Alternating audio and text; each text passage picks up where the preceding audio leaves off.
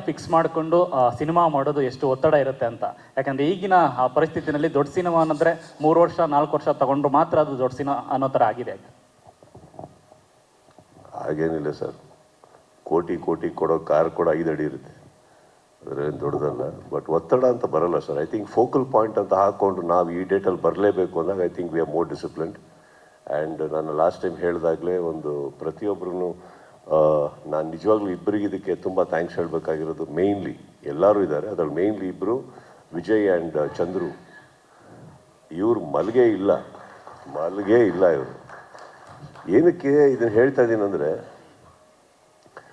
ನಾನು ಒಂದು ಈ ಥರ ಮಾಡ್ಬೋದಲ್ವ ಸಿನಿಮಾ, ಇವತ್ತಿನ ಪರಿಸ್ಥಿತಿಯಲ್ಲಿ ಚೆನ್ನಾಗಿರುತ್ತೆ. ಯಾಕಂದರೆ ಬಡ್ಜೆಟ್ಸ್ ಕಮ್ಮಿ ಮಾಡೋಕ್ಕಾಗಲ್ಲ, ನಂಬರ್ ಆಫ್ ಡೇಸ್ ಕಮ್ಮಿ ಮಾಡೋಕ್ಕಾಗಲ್ಲ, ಯಾವುದೇ ಆರ್ಟಿಸ್ಟ್ ಹತ್ರ ಹೋಗ್ಬಿಟ್ಟು ನೀವು ಕಮ್ಮಿ ದುಡ್ಡು ತೊಗೊಳ್ಳಿ ಅನ್ನೋಕ್ಕಾಗಲ್ಲ, ಏನೇ ಒಂದು ಫೆಸಿಲಿಟಿ ಬೇಕು ಅಂತ ಅದ್ರಲ್ಲಿ ಕಾಂಪ್ರಮೈಸ್ ಮಾಡೋಕ್ಕಲ್ಲ. But we can always work within time. ಹಾಗಿರ್ಬೇಕಾದ್ರೆ ನಾನು ಏನು ಇವರಿಬ್ಬರಿಗೆ ಕೇಳಿಕೊಂಡೆ, ನನ್ನ ಮಾತಿಗೆ ಒಂದು ದೃಢವಾಗಿ ಬಲವಾಗಿ ನಿಂತಿರೋದು ಅಂದರೆ ನನ್ನ entire team, technical and actors.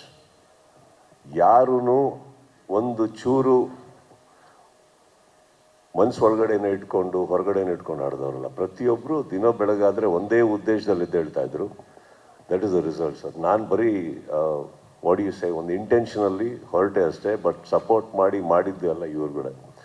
I think and date ಹಾಕೊಳ್ಳೋದ್ರಿಂದ ಆ್ಯಕ್ಚುಲಿ ಪ್ರೆಷರ್ ಅಲ್ಲ sir, it is a challenge. And I think ನಮ್ಮ ಟೀಮ್ ಭಾಳ ಚೆನ್ನಾಗಿ ಎಕ್ಸಿಕ್ಯೂಟ್ ಮಾಡ್ಯಾರ.